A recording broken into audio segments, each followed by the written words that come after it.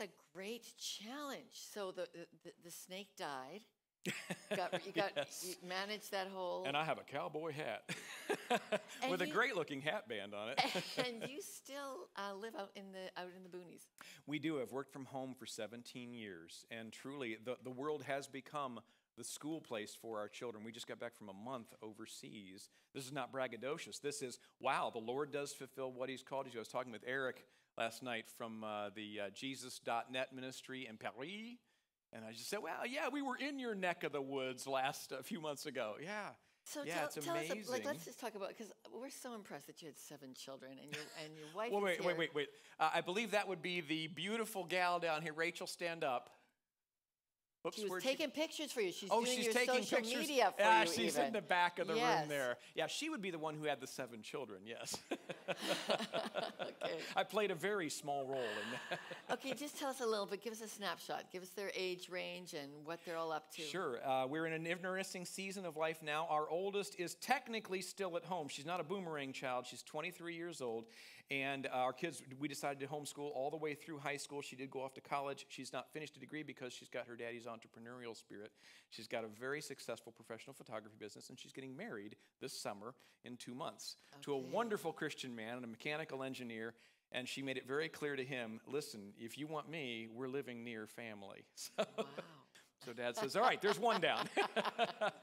So 23, 21-year-old is our son Colin, actually, who is now in film school right down here in Escondido. So he's far from home now, but embracing his sense of call and entrepreneurism. He has run his own videography business for 6 years. Part of my homeschooling with the kids is at lunch every day, 5 days a week. We have vision casting time. And it's principally, as they've gotten older, about vision for their sense of their gifting and calling and how to utilize that in the marketplace so that it generates income to provide for their families and the vision they're developing for their families and to be used in the Lord's work. Wow. So he is here preparing for we believe, the utilization of the tools of his generation, the internet. Videography and filmography has changed a lot, and that's what Colin is doing. So they go from him down. 18 years old is Grace, and then 16 years old is Drew, and 13 years old is Sarah. So you're hearing, I've got teenagers there from 13 to the 20-somethings, and then actually they go down to Braden at 10 and Reagan at 7. Wow.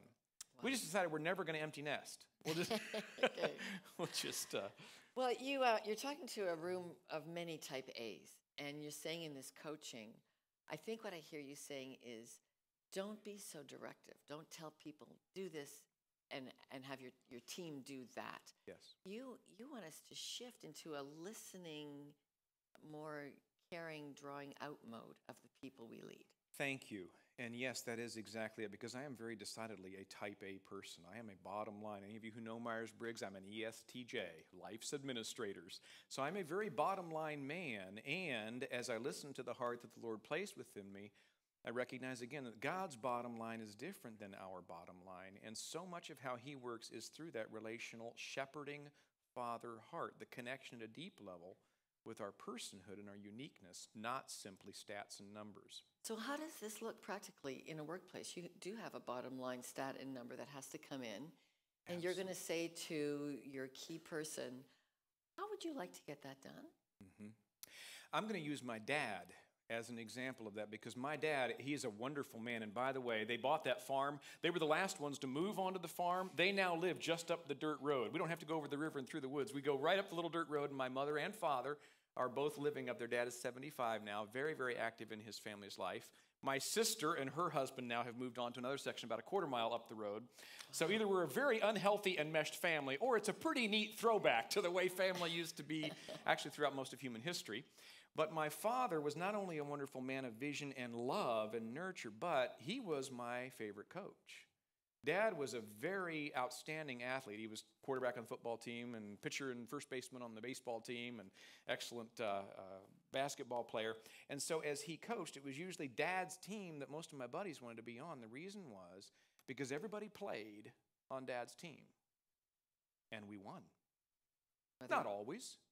But it wasn't that team where everybody just kind of, well, you got to have your 2 innings here, so we're going to rotate you through. Or, okay, who hasn't done it? Well, it's fourth quarter. We better get so-and-so in. Dad paid attention to the stats on every single player that he had in whatever sport we were working at, and he watched what skills they had, and he would call them forth and he would plug you into the place that it looked like you could do the best work as part of the team. I'm telling you the truth. When I was an older man and actually played with Dad for the last season that I ever got to be under him as my coach, he was coach of our baseball team, or it was a softball team with our church. We took the entire church league championship, and many of those men had never played ball in their lives or only backyard ball. Dad paid attention to the numbers, to the performance, and he discerned where do they fit best, how do we work as a team. He would go over plays, he would work at interaction in the team and communication and signals. Ooh, he was a king of signals. Those are important in the marketplace. And that's what then often did result in bringing home these trophies. But the trophies Dad would care about, there's not a single one up in his house. He didn't care about those. Okay, the trophies he would care about is the lives of those men who've been changed because they recognized somebody knew me and called me out. And looky. We're going to take our first question from you, the audience, right now. What's wrong biblically with being a directive leader? That's a good question, and I'm going to suggest that it probably, the person who posed it may have even been baiting there, because I'm going to say there's nothing wrong with being a directive leader if you're discerning when it's time to give direction. This is not about an either or. We're not taking whatever you may be doing as counselor or mentor or advisor or director and saying, stop doing that. You need to be a coach instead, and you become some soft, mushy Carl Rogers. Well, tell me how you feel about that. Now, you still need all those others, and we need something else in the mix. So there's nothing wrong biblically with it. In fact, it's only with the advice of many counselors that a war is won. So there's a place for counsel and direction, and there's a place for this deeper relational thing because that's what Christ modeled for us. Okay, another question from the floor. How do I undo some poor practices or introduce coaching techniques without blowing the staff away and making them feel suspect? Yeah, that's somebody who is discerning because, good, they're saying, okay, I like this, I want to embrace this, but boy, this is going to kind of freak some people out, or they're going to really, and I would say, as with most new movements, do your homework, do reading, do research, take some training, interact with your chair. All of Convene is embracing more of this coaching approach to leadership. Believe me, it's well-timed because with the fast pace of change and the rapid integration of technology, the globalization of the marketplace, far-flung teams in places where if they're a self-directed team on the ground and the mountains are high, the king is far away, they're listening to you on the phone. They're saying, okay, yes, boss, rest, boss, and then they hang it up and they do what they know is going to work, whether it was what you said to do or not. So coaching is needed in the marketplace now, but I would say just embrace whatever resonated with you today with regard to the message. Do your homework, do some more learning, and take a graduated integration. Don't radically overhaul anything. There's not the need. So give us some techniques, not on making a drastic change Monday morning when we all go back to the office, but give us some techniques about where you begin to say, this is a conscious coaching conversation I'm having with staff this week. Good. The key word to take is relational connection, or that's two words, but relationship, relational connection. If you are attending principally or especially only to the facts, the things that are scary in the marketplace, you will not embrace the coach approach, and actually you will not gain the growth that you're hoping your team would make. There's a wonderful book called Change or Die, and in it they studied what helps people to actually change anything. So they're looking at physicians who had said, if you don't change X, Y, and Z, you're going to die. And they found that only about 10% of persons, in the face of those facts, and the fear that comes from them, there's great alliteration here, fear and facts and force resulted in about a 10% change of action and behavior long term. They didn't change, and they died. And so you say, well, what does impact change then? Another nice alliteration here. If you're taking notes, you might want to scribble these things down. Not fear, not facts, not force. They need to be information there to work with, but relate, reframe, vision cast. What if? What about?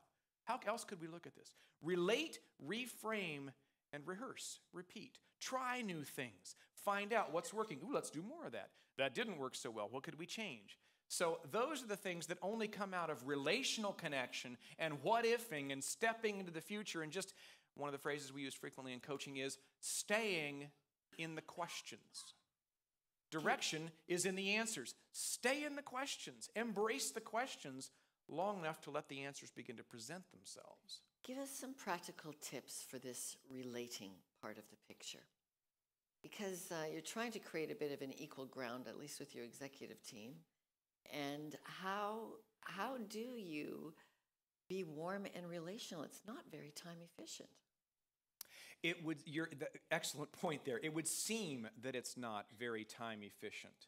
When you look at the fruits that come from relational connection with your team in terms of actual outcome behavior, if the 10% that changed through the other more directive, this is what we got to do, all right, I'm going to be requiring a report next week on this, versus the relational connection that may take twice as long in that moment, or 3 times as long to call out what's really in there. But as they hear themselves speaking forth some of the things that tap into their unique giftings and their callings and their passion, and, you know, boss, I've been hesitant to tell you this, but I really think blah, blah, blah, and it comes out, their buy-in to that, which came not from you, but from within them through you.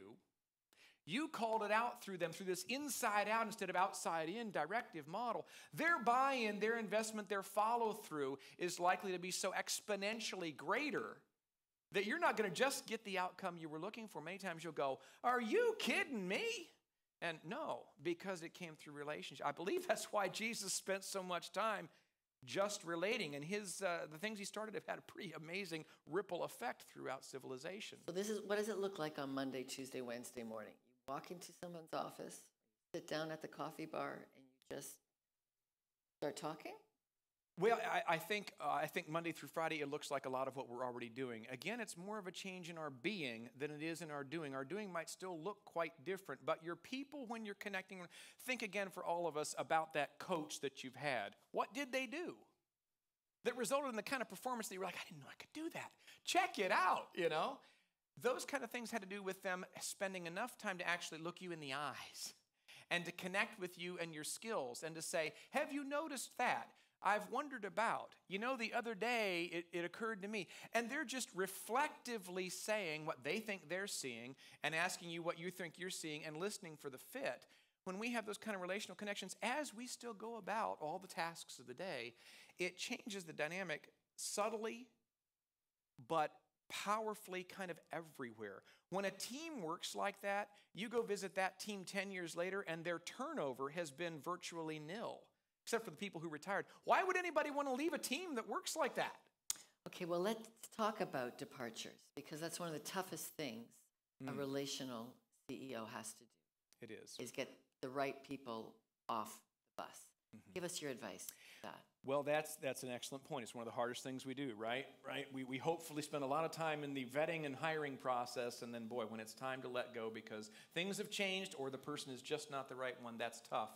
But again, I go to the issue of distinguishing our roles. We're not looking at just utilization of human resources. To me, that really comes close to smacking of the trade in human beings in the sex industry or in utilization of fetal cell research for creation of other body parts in modern medicine. We are not utilizing human resources more effectively when we're taking a coach approach with our people. We are doing personnel development. So if they are not the right person for this role now, for whatever reasons, they are still first and foremost a person created in the image of God. And when we stand before the throne and give an account, and remember, all leaders, we're going to be charged more harshly, right? We're going to be judged more harshly because of those who've been entrusted to us.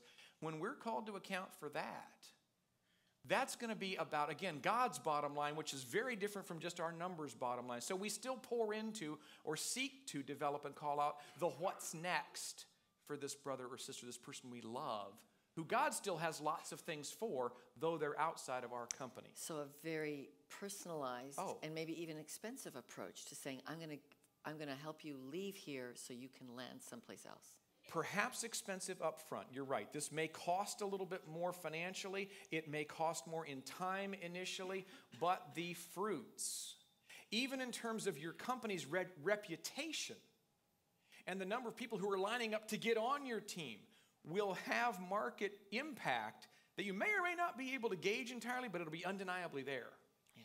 The spirit of what something is about is so much more of what draws good people than just what their numbers are. You not only have your own brood of millennials, but we've got a question that's coming to the screen here about millennials. So discuss millennials' expectations of their leaders, and how do you relate those to relational leadership? That was a good question. That was good insight because, yes, millennials are a different breed than what most of us here in this room are. And a lot of what we're finding in the research with millennials is they care much more about this very piece.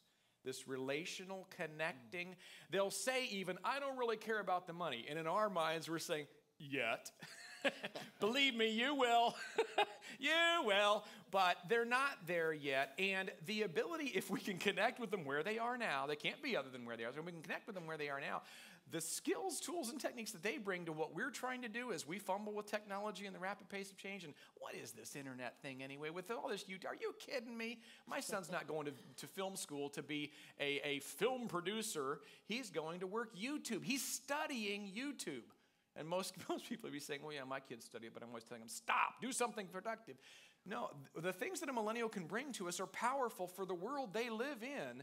And we saw last night again in the global impact that we're having, how important what millennials can do that we can't is if we meet them where they are and relationally connect. Just like I was saying every day at noon, I have that time with the kids to call forth their giftings and to help them. I got a text from my son last night. It's one of the greatest things that a parent could have is you're at a conference, you get a text on your phone. It's from your 21-year-old at college. He says, Dad, can I talk with you a while? I've got a business opportunity here, and I'd really like some advice.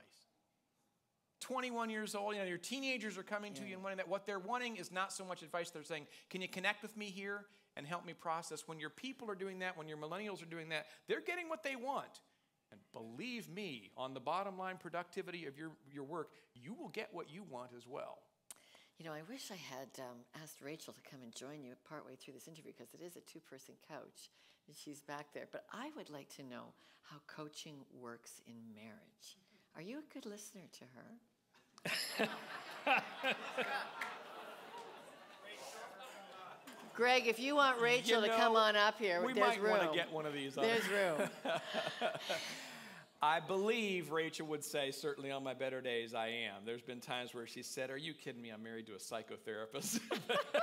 And now a coach. But we're very clear about which hat we're wearing. And there are times where both of us, actually now Rachel is a coach as well. She's trained through the school that I run that trains coaches. And so there are times where in our windshield time as we're going off for a weekly date. Rachel's coming up. Come on. They actually suited you up. Hi, Rachel. Aren't you just really great of you? Great sport to come on up here. Okay, does he ever stop talking? Does he have any introvert cards? It's the other way around. Oh. Okay, so this must be a little bit new for you that you get to travel with him. Yes, yeah. Well, we used to actually take the kids with us because we thought it was such a good... Oh, thank you. Is it? Okay. Yeah, we thought it was we were saying the world is our schoolroom. Mm-hmm. And that, to be able to take them with us and to be able to see what's it like to really run a business, a mobile business, and being able to give them the opportunity to connect with other leaders and to see what people are doing in the church and with their businesses. For them, we wanted them to feel comfortable with other leaders, to be able to interact with them. And it really was what I feel cast the vision for being able to start their own businesses. And they're very excited about it. Mm-hmm. And like we said, the best way to learn these things is to catch it, not try to drill it into their heads or have them to study through all the books, but it's actually experiencing it. And they've got the fever for entrepreneurism, and it's very exciting. Most times when I travel to speak, the family comes with. All Wow. over the United Except States when and it's other in countries. Newport Beach and it's a little pricey. Yes. Wow. So let's just talk about when you run into family members, extended or in your own team, that aren't like you guys. They aren't open to the coaching lifestyle. They're not open to this reaching in for what God is calling them to do. And it's like hitting a wall, kind of, and you see lost potential. How do you coexist then? Well, I'm not sure who you're referring to as far as family members. Are you referring to our families or just other persons that we encounter? Well, just like you live all together, like if you've got, different generations of, siblings or whatever, and surely we're not all coming out of the same mold. Oh my goodness, no. That would be decidedly. In fact, there were only us 3 kids, myself, my brother, and my sister. And as I said, we all live now on various sections of this farm, but we have 7 children. My sister has 7 children. My brother has 6 children. There's 20 grandchildren from my parents on this little farm that we live on. And yeah, we are not all cut out of the same bolt of cloth, but they are highly relational. And what we're learning is that doing community, or as I'm suggesting here in our companies, growing old together, or in Convene, fellowshipping and doing life and business together, you learn increasingly to appreciate the differences. If you don't, you're going to move. You can say, you know what, this was a cool experiment, but I'm out of here. And yeah, so a lot of grace and appreciation for the differences is, I think, what... If you're trying to make someone else a cookie cutter out of your lifestyle, we're going to miss the beauty about the diversity of the body of Christ. Because if everyone's trying to be Chris and Rachel, we're going to... they're not going to be fully in what God has called them to do. And so I appreciate that piece. I'm not trying to convince everybody to be, exactly like me or hold the same values, because their values are important and I can learn from that. And what we love about our situation with living on the farm is, our children understand vision, but their vision doesn't have to look like mom and dad's. It might look better like Uncle Mark and Aunt Kelly's vision, or maybe their personality is much more like Aunt Livia or Uncle Michael. And I love that. I love that piece that they can see it played out in different ways. And I think that, especially for everyone else's corporations, that's the beauty of knowing other people in your life that are living the Christian vision. Remember, this is what I had modeled for me growing up from my father/coach. He had that love and relationship with us as a father, and he was such a dynamic coach in attending to the individual giftings of everybody on the team and figuring out where do they fit. How do we interact? Can we improve the communication? So I count myself a very blessed man to have inherited such a legacy. I hope I'm passing it on well to the next generation. Well, Rachel and Chris McCluskey, thank them very much. Wonderful.